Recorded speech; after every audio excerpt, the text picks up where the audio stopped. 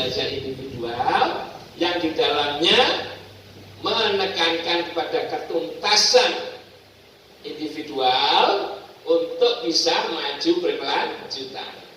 Karena itu definisi tuntas beda antara klasikal dengan individual. Kalau klasikal tuntasnya itu apa?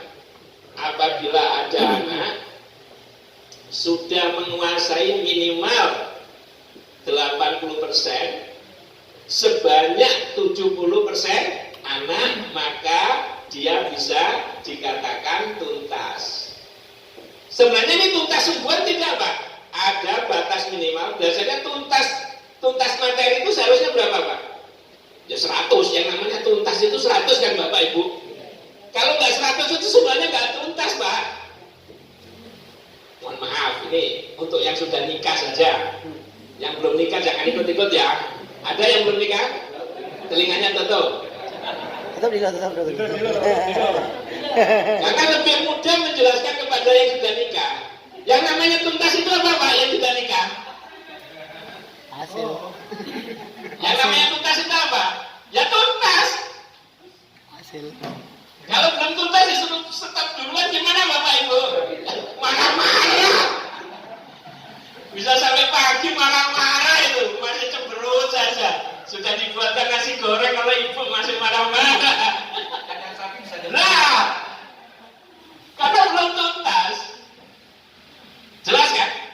Namanya tuntas itu ya harusnya seperti itu. Nah, karena ini ada sistem kelas, nggak mungkin sama-sama tuntas 100%. Oleh karena itu akhirnya dibuatkan definisi. Namanya definisi itu yang dianggap tuntas, yaitu bila dari 70% anak sudah menguasai 80% target, maka kelas ini bisa dianggap tuntas maju berikutnya. Sebenarnya ada yang nggak tuntas nggak? Ada. Ketuntasannya sebenarnya maksimal nggak? Tidak, tapi dianggap tuntas. Itu sistem klasikal. Kalau sistem individual, maka kita kembali kepada definisi asli tuntas. Yang disebut tuntas apa? Ya 100%. Kalau belum 100% tuntas gimana? Ya diulangi lagi lah, nggak usah bingung, mau nggak ada. Kita nggak harus kewajiban mengejar orang lain, kita nggak harus menunggu orang lain, ya tuntaskan. Karena itu dalam belajar SKS, yang ada itu anak belajar lambat, sedang, cepat. Jadi tidak ada anak gagal naik kelas, nggak ada. Ada yang cepat, ada yang sedang, ada yang lambat. Itu saja. Bahkan kalau ideal sekali, kalau dia cepat mau lulusnya di mana saja boleh. Semester ganjil saya sudah tuntas, lulus nggak? Lulus. Cuma di Indonesia belum ada. Karena kalau Indonesia lulusnya semester ganjil, nanti melanjutkannya kemana? Karena perguruan tinggi belum bisa buka pendaftaran setiap semester. Karena itu kita sekarang sedang merayu perguruan tinggi. Perguruan tinggi itu harus bisa membuka setiap semester, sama dengan waktunya wisuda.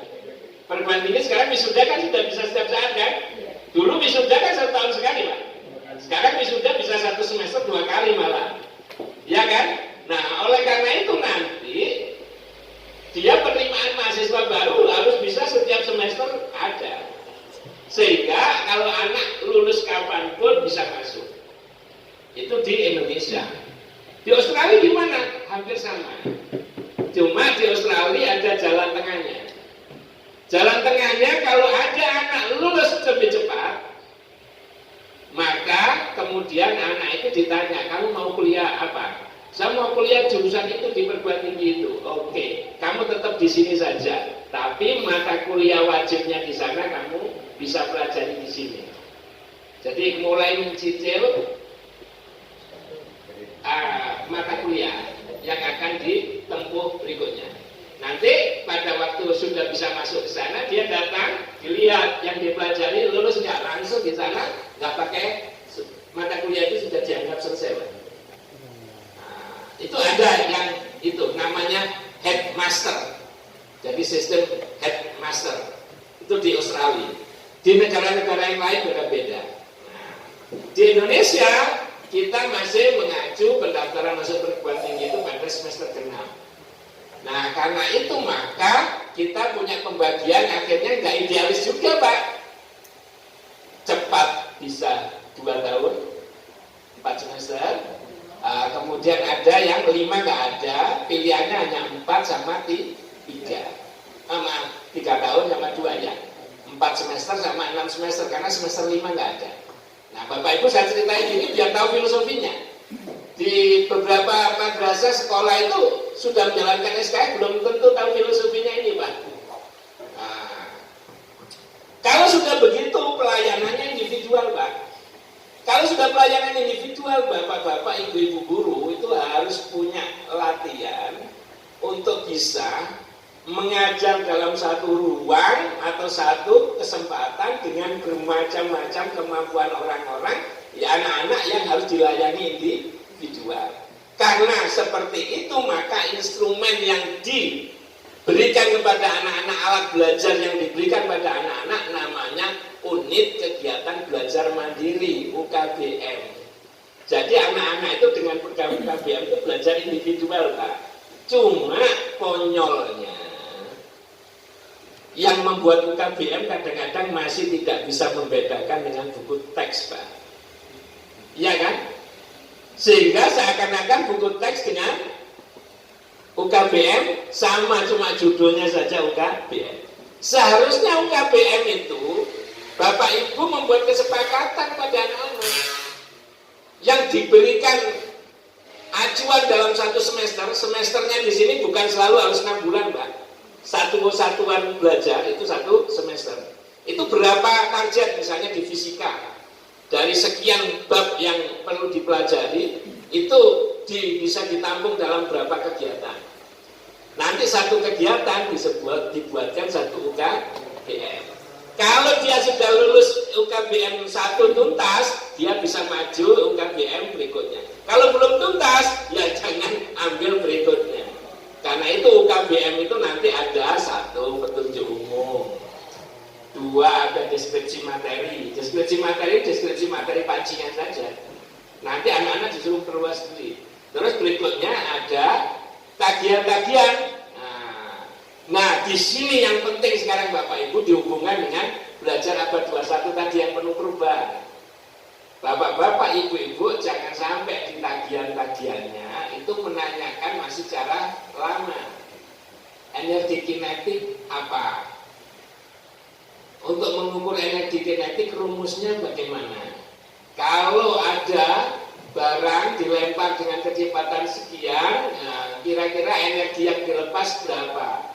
Itu bukan kebutuhan belajar masa depan. Karena belajar masa depan, sekali lagi, kita bukan menguji tentang kemampuan anak menguasai materi, tapi yang diuji untuk kemampuan depan, bagaimana dia mampu menggunakan teori untuk menyelesaikan masalah.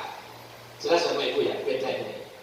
Kalau belajar dulu itu kita hanya ngecek, oh anak ini bisa jawab ini, anak ini tahu ini, oh pintar gitu. Padahal setelah lulus dia masih belum nggak tahu. Karena apa? Cuma tahu bisa menghitung matematika, bisa cari gradian, bisa apa. Untuk hidup itu apa yang nggak tahu.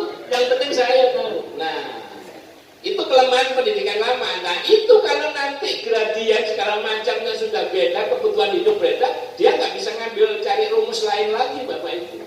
Lah sekarang kalau ada masalah begini, teori yang ada sekarang begini, kira-kira bagaimana solusinya?